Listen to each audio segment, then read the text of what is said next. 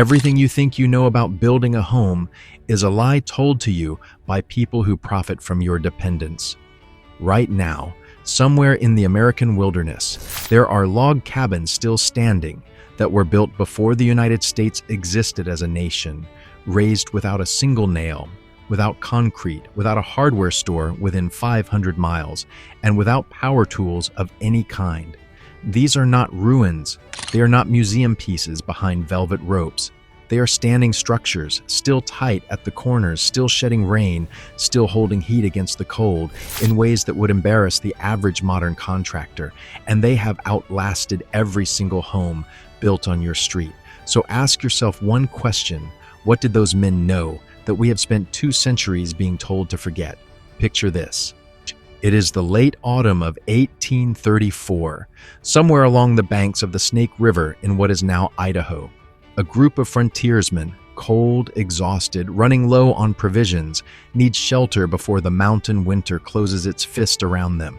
They have no lumber yard, no Home Depot, no blueprint rolled out on a folding table, no delivery truck bringing pre-cut framing at 7 in the morning.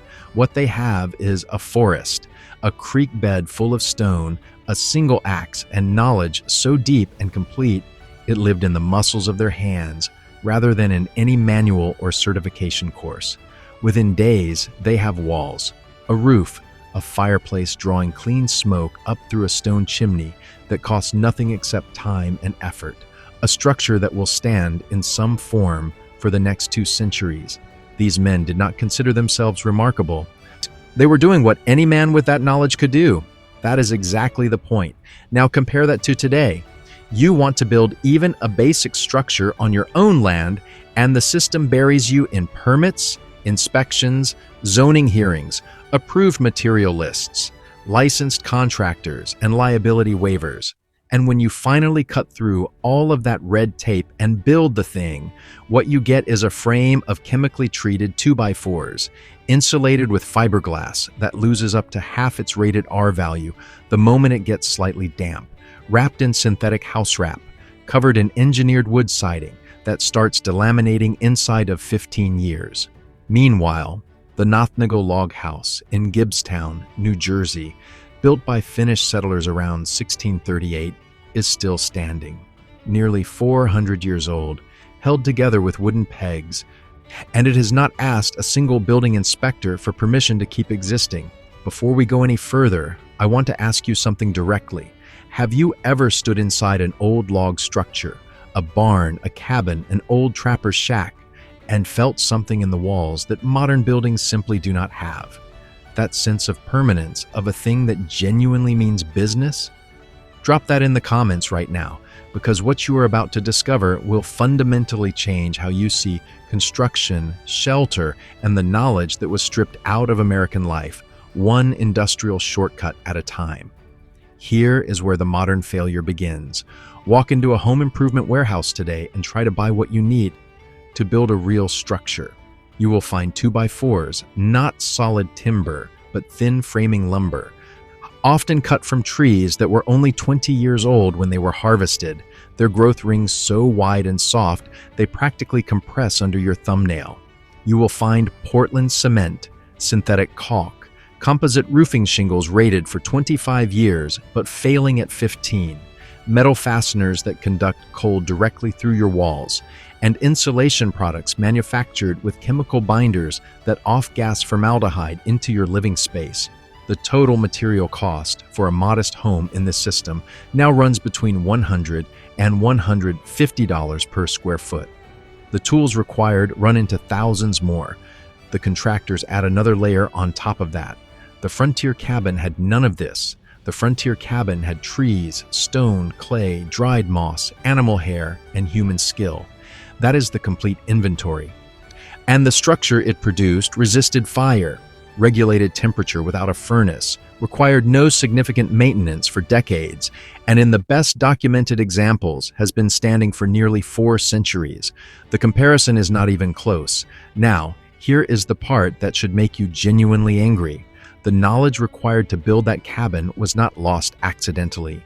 It was systematically replaced. When industrial lumber mills came online in the mid-19th century, when cut nails became cheap enough to ship west by rail, when Portland cement became a mass-market product, the people selling those things had every incentive to convince you that the old methods were primitive, inferior, the province of desperate men with no better options. They were not. They were masters. And the industry that replaced them built products designed to wear out on a timeline that kept you coming back. Let us go layer by layer through exactly what these frontiersmen actually did and why it worked so much better than what replaced it. The first layer is the log itself, and this is where the story begins to get genuinely remarkable. When a frontiersman selected a tree, he was not just grabbing the nearest standing timber. He was reading the forest the way a sommelier reads a wine. He chose species that he knew from experience and inherited tradition were resistant to rot: white cedar, black locust, chestnut, white oak. He looked for trees with tight growth rings, which meant slow growth, which meant dense wood with less moisture content and more natural durability. And once he felled that tree, here is the critical step that modern construction almost entirely abandoned. He used a broadaxe to hew the log, stripping away the outer sapwood and exposing the heartwood beneath. Think of the tree as a fortress with two distinct zones. The sapwood, the outer layer, pale and soft salts, is the tree's active plumbing system. It is full of sugars and moisture. Insects love it. Fungi love it. Rot starts there and works inward. The heartwood, the dark, dense core, is chemically different. It is packed with tannins, oils, and natural preservatives that the tree spent decades concentrating specifically to protect its structural core. Heartwood is where the durability lives. A broadaxe in the hands of someone who knew what they were doing could expose that heartwood in minutes, removing the vulnerable sapwood with long, confident strokes. Modern lumber mills do not hew to heartwood. They run every log through the same blade, regardless of wood quality, sapwood and heartwood together, and then sell you the resulting board and tell you to protect it with chemical preservatives. You are paying them to solve a problem they created by skipping the step that prevented it entirely. Here is where it gets even more interesting. After hewing, a skilled frontier builder would use a draw knife to strip every trace of bark from the log. Bark is a moisture trap. It holds rain, snow, and dew against the wood surface and creates exactly the dark, damp, stagnant environment that rot fungi and wood-boring insects need to establish a foothold. Stripping the bark completely allowed the surface to dry rapidly after rain.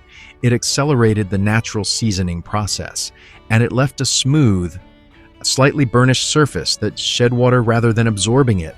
The draw knife pass took perhaps 10 minutes per log.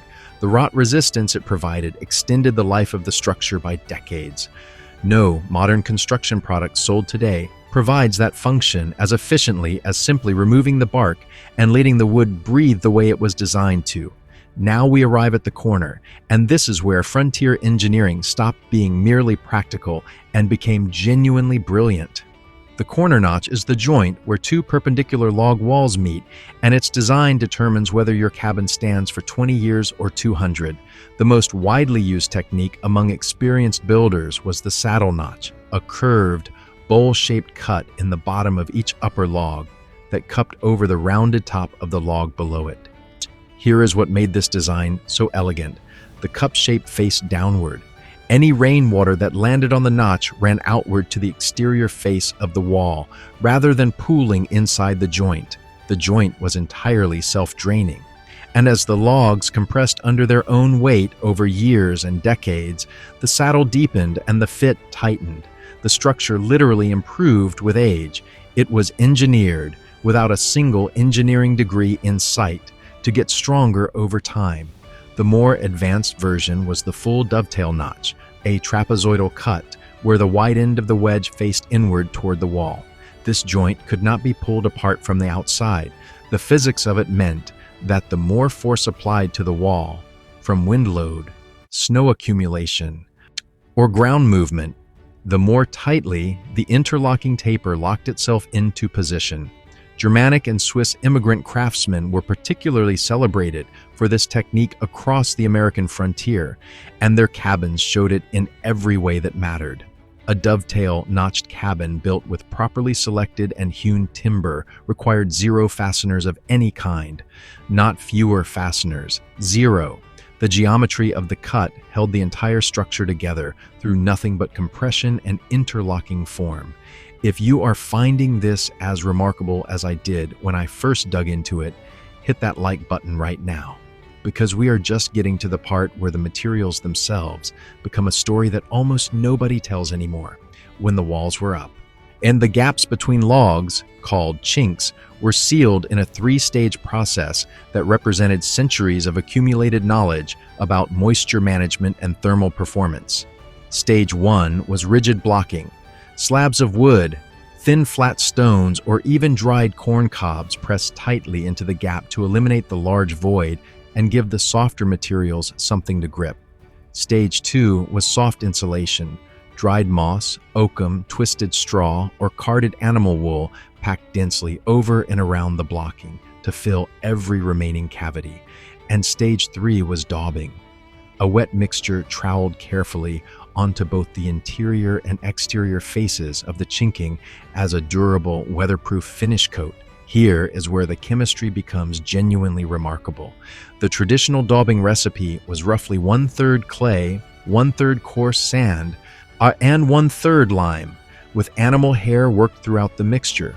Horsehair, hog bristle, goat hair. The hair acted as a reinforcing fiber, distributing stress across the entire matrix rather than allowing it to concentrate at any single crack point. It is, in function, identical to the steel rebar in modern reinforced concrete, but here is the critical difference from Portland cement. The clay sand lime hair mixture could flex with the seasonal movement of the logs, swelling in summer heat, contracting in winter cold, without fracturing. Portland cement, which replaced this mixture across the 20th century, cannot do that. It is too rigid. It cracks with log movement, and once cracked, it traps moisture inside the wall cavity rather than allowing it to escape outward. Historic preservationists today face the very specific and depressing problem of 19th century cabins that were repointed with Portland cement in the mid-20th century and are now rotting silently from within, because someone replaced a working, breathing system with a modern one that looked more professional and performed catastrophically worse. The windows deserve a moment here because they represent perhaps the most striking material substitution of the entire frontier building tradition. Glass was prohibitively expensive on the frontier and shattered on the trail west with discouraging regularity. So frontiersmen used greased paper, ordinary writing paper coated with animal fat, linseed oil, or beeswax. The grease filled the microscopic gaps between paper fibers, reducing light scattering enough to allow diffuse daylight into the cabin while providing moderate rain resistance. Laura Ingalls Ahilder described greased paper windows in the 1870s. Oregon Trail diaries from the 1840s document the same practice repeatedly. Many cabins simply had no windows at all in their first winter, relying on the light through the door and the glow of the fire. A deliberate choice that eliminated the largest single point of heat loss in the structure. And the floor, no concrete slab, no plywood subfloor over engineered joists, no vapor barrier stapled by a subcontractor you will never meet again. The most common frontier floor was puncheon. Daw split lengthwise with a froe and wooden mallet, the flat faces smoothed with an adze, laid side by side directly on the prepared ground, solid underfoot, naturally warm, and requiring nothing except trees and skill. Some builders preferred packed earth floors, which in clay-rich soils became nearly as hard as fired brick through use and time alone. So, why did we abandon all of this? The answer follows the same pattern visible in every industry that replaced something that genuinely worked with something that merely scaled cheaply. Three forces converged in the second half of the 19th century. Speed came first. Industrial lumber mills could produce 10,000 board feet of milled lumber in the time it took a skilled man to hew 20 logs. Cost came second, Machine-cut nails dropped from hundreds of dollars per thousand to literal pennies after the rolling mill was perfected in the 1790s, and wire nails replaced even those by the 1880s.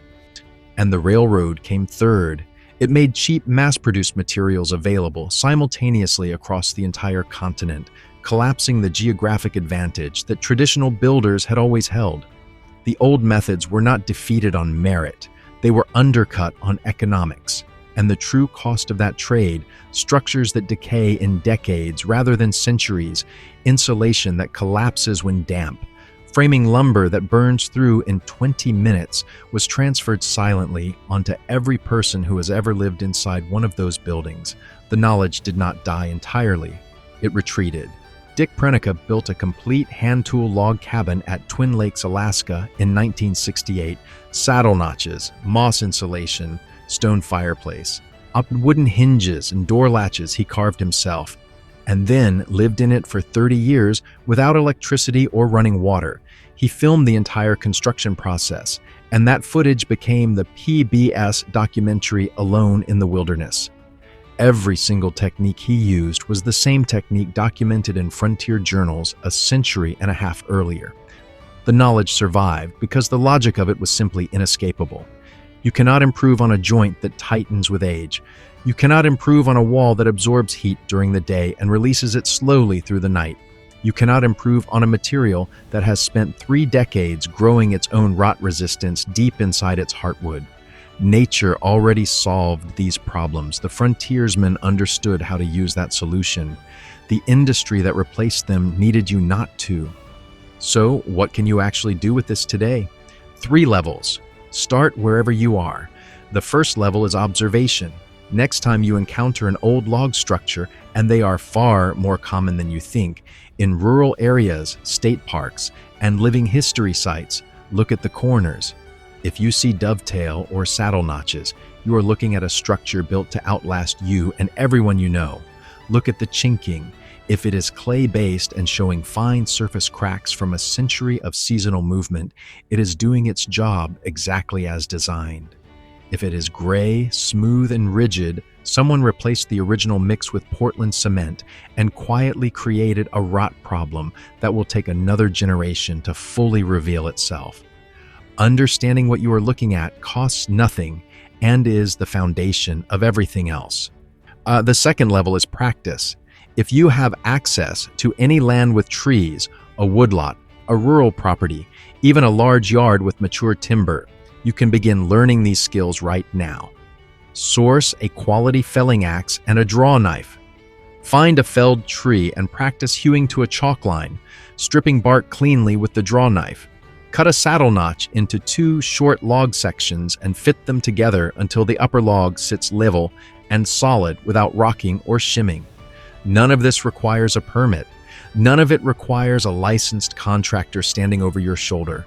It requires only the willingness to acquire knowledge that previous generations considered simply part of being a capable adult. The third level is the structure itself. A basic single-pen cabin of roughly 12 by 16 feet, the standard frontier first shelter, can be built with a felling axe, a broad axe, a draw knife, a froe, an adze, an auger, and a wooden mallet. No nails, no concrete, no milled lumber from a yard that closes at 6. The logs do every piece of work that the modern hardware store wants to sell you, a separate product to accomplish. It will take longer than 3 days unless you have experienced hands helping you, but it will stand, properly built and maintained, longer than any of us will live to measure. These men were not primitive. They were not making do with inferior options while dreaming of the hardware store that would eventually save them. They were engineers working in the most honest and unforgiving testing environment that has ever existed, the American wilderness, where a structural failure was not a warranty claim, but a death sentence written in cold air. They built systems, complete, integrated, self-reinforcing systems where every component understood its role, where wood and clay and stone worked together across decades in ways that improved rather than degraded. The knowledge was not lost. It was traded away deliberately for the convenience of people who needed you to keep buying what they were selling. We are here to dig it back up, Every video on this channel is another piece of what was taken from ordinary people and buried under a century of manufactured dependency. Subscribe and join us because there is a great deal more ground still to cover. And tell us in the comments, what forgotten skill, trade, or practice do you want us to investigate next?